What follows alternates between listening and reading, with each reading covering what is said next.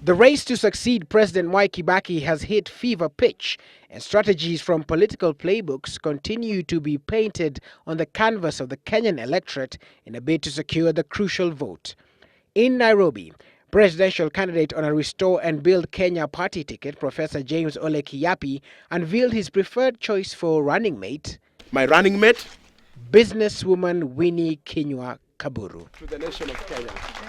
And to send a very strong message to the women out there that an RBK leadership, if the Kenyan people would honor us and make us the next government, my promise to the women of Kenya is that the position will be equal, not even 30%, it will be equal, 50-50%. But I'll tell you a bit more about Winnie.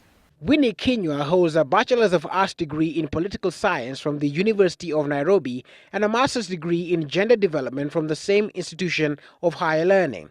She is also a former Vice Chairperson of the Kenya Private Sector Alliance. Winnie is a mother.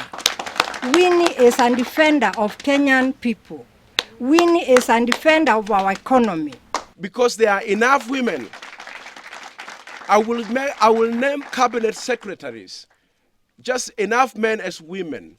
And so it will be with ambassadors and all these other public positions. Kiyiapi believes that this combination presents a potent force that will drive Kenya away from erstwhile tribal-based politics into a new era of issue-driven reforms. Let's think, before you go to put that vote, think to your conscience. Think inside yourself. That integrity must inform the next caliber of leadership that will take Kenya into the 21st century. However, even as Kiyiapi finally finds his political footing, as it were, Deputy Premier Musalia Mudavadi is yet to name a running mate. So what options is he looking at? Sources close to the party say that he is keen to woo Alliance Party of Kenya's Kiraitu Murungi, New Ford Kenya's Eugene Wamalwa, or KANU's Gideon Moi. I'm zeroing in on a few names, and we are evaluating them very, very critically.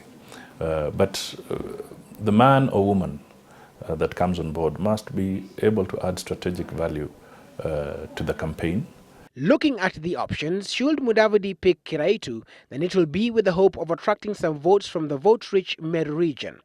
He could still pick Eugene Wamalwa as his running mate and risk the question of regional balance being raised, but this could be a deliberate strategy to consolidate the Western vote. Then there is KANU's Gideon Moi. We will support you kwa hali na mali, who sources intimate is not keen on the job since he has set his focus to be Baringo County's first senator. So we are working on it very carefully. It's a major decision. It requires a lot of consultation, a lot of thought. Now calls for greater dedication.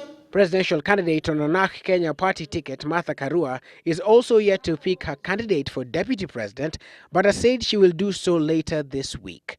Sources close to the party say that she may pick East Africa Legislative Assembly Member of Parliament Augustine Lotodo, whom she has been traversing the country with. The other presidential candidate yet to officially name his running mate is Kenya National Congress presidential candidate Peter Kenneth, also of the Eagle Coalition that also has Party of Action's Raphael Tuju. The two are said to be keen on working together, but given the versatile nature of politics, it remains to be seen who will deputize who. Candidates that have thus far named their running mates are Prime Minister Raila Odinga, whose choice is Kalonzo Musyoka under the Accord Alliance,